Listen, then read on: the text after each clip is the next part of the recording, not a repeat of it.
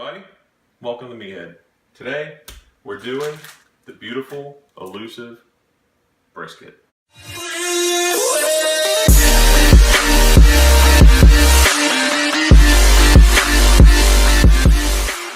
What I have here is a USDA Prime Select brisket. What you need to do first is, of course, is wash it, and then we're going to pat it dry. I use a lot of paper towels when I do this. You want to cut it when it's still cold, because cold fat is a whole lot easier to cut into than warm fat. All right, it's done. I've got it trimmed, and now it's time to apply the rub. I'm going to be using the rub that I did in another episode, and I'll have my son put a link into it so you can make this same rub that I made. It's a great rub. Anyhow, I'm going to go ahead and put the brisket in a pan. Most people, a lot of people, like to use a yellow-based mustard. I like to use extra virgin olive oil. Just rub it in there.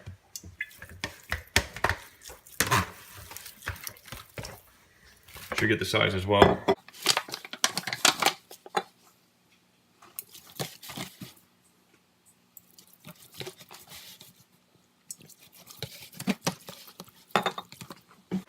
When it comes to rub on a brisket, you really can't put too much. However, I do not put brown sugar in my rub.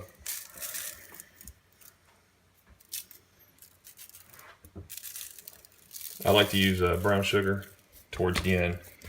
Now, we're not going to rub it in, we're just going to pat it. Just press it in there. Well, press it into that meat. Flip it over.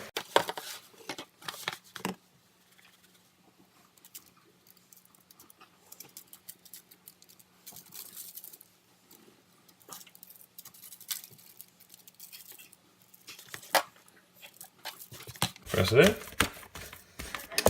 And we're done. The next step is smoking it. All right, it's time to put the brisket on the smoker. It's currently 4:45 in the morning. I've taken the brisket out.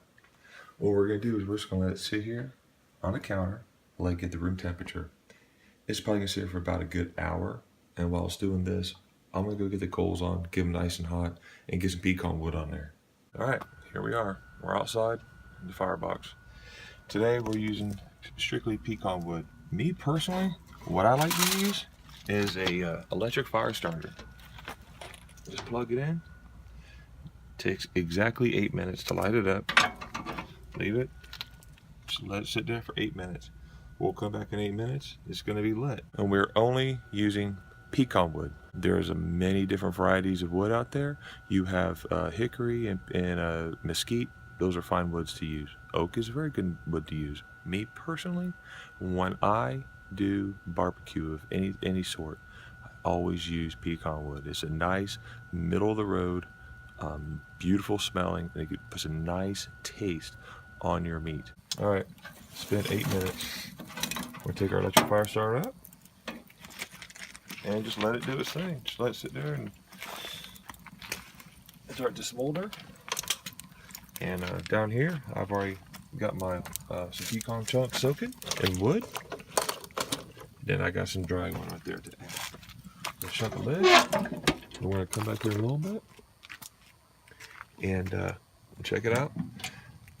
There's the inside of my smoker. Oh yeah. Another thing that you need to do, if you ever get a chance, is if you are ever inside a neighborhood and you see someone has their propane grill on the street, take those grades out. You can use them. Yes, you'll be considered a garbage diver, but you know what? It's free. And you can do all kinds of cool stuff with it. Because look, that's what I did. I was able to get extra grades down there to put my water pans on. I was able to get them and put them right here and make almost like a makeshift firebox. That's brilliant. And I did it for free. So don't judge me. That's great. Pick them out. Get stuff that you can use. And you'll be a lot better. Besides, I mean, if you worry about germs and all that other garbage, it's going to burn off with the smoke's going to burn any kind of bacteria or heat's going to burn it all off anyhow. So please. Okay, just got the brisket on. And then what we're going to do is we are going to keep the lid shut, because there's a saying that goes, if you're looking, it ain't cooking. I'm not even going to open up this lid for probably 4 more hours. At 4 more hours, I'm going to check the temperature. Once I have an internal temperature of 165, I'm going to put it into a tray, and then I'm going to cover it up, and that's it. Then once it gets to 205, that's the premium temperature, internal temperature for a brisket, and also for pulled pork, pork shoulder, or pork butts is internal temperature of 205. The reason why I do it about 165 is because meat likes to stall right around 165. It likes to rev itself up, and that's when the fibers start to tear and rip, and that's when you start getting your tenderness, is at 165, that stall, because then it works up, then it boom, then it goes higher. You get the higher temperature, more tender. There you go. All right, it's been 4 hours, daylight. I love it. Anyhow, let's see what we got. First look, beautiful, nice mahogany color. Starting to get a nice crust on there. Now, a lot of people say spritzing and mopping and everything else. I believe in keeping the lid shut, opening it up only once or twice. And we're gonna put ourselves a nice mop on here. Now, my mop consists of apple juice, brown sugar. Now, brown sugar is gonna put a nice little bark on here. Honey, minced onion. I heat it up and blend it all together, and it's really good. Let's turn this baby around. You can smell it. This is just, oh my God. Yeah, baby. That's what I'm talking about. You can't have this kind of fun when you're a vegetarian. You can't grill lettuce. That is beautiful. All right. I'm gonna put the temperature probe in here. When it reaches internal temperature of 165, we're gonna pull it out and we're gonna wrap it. All right, the brisket's done. I just took it out of the oven, and I'm gonna keep it pretty much under wraps for the next couple hours to let it cool down. Well, let's just test to see. Oh, look at that. That's beautiful. When that fat splits like that, that means it's done. And look, the toothpick goes in like butter. That is a nice, tender brisket. When there's no resistance, it means that meat is ready to go. This here took approximately 13 hours. I don't go by times, I go by temperatures. We'll be back later to cut into this thing and see how tender it is and juicy. Hey everybody, I'm back. Let it rest for 5 hours. The brisket rests for 5 hours, and let's see what it looks like. The fat, oh look at that, it pulls right off beautifully. That is nice and tender. This, I can already tell, is going to be a beautiful, tender brisket. This is your burn ends side right here.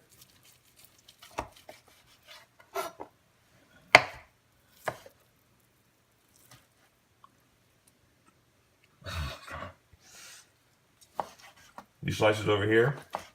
Here's the flap.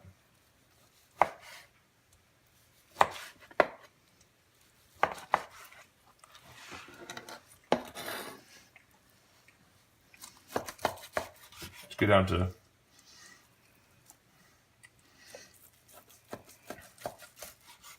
look at that. See all the juice coming out of there? That is a beautiful piece of brisket. Holds over the pull test, pulls apart. That's exactly the way a beef brisket's supposed to be. I finished the brisket in the oven at 250 until it got to an internal temperature of 205. Anyhow, thanks for joining me. Appreciate it. Like and subscribe. You can get yourself a great brisket just like this too. Thank you.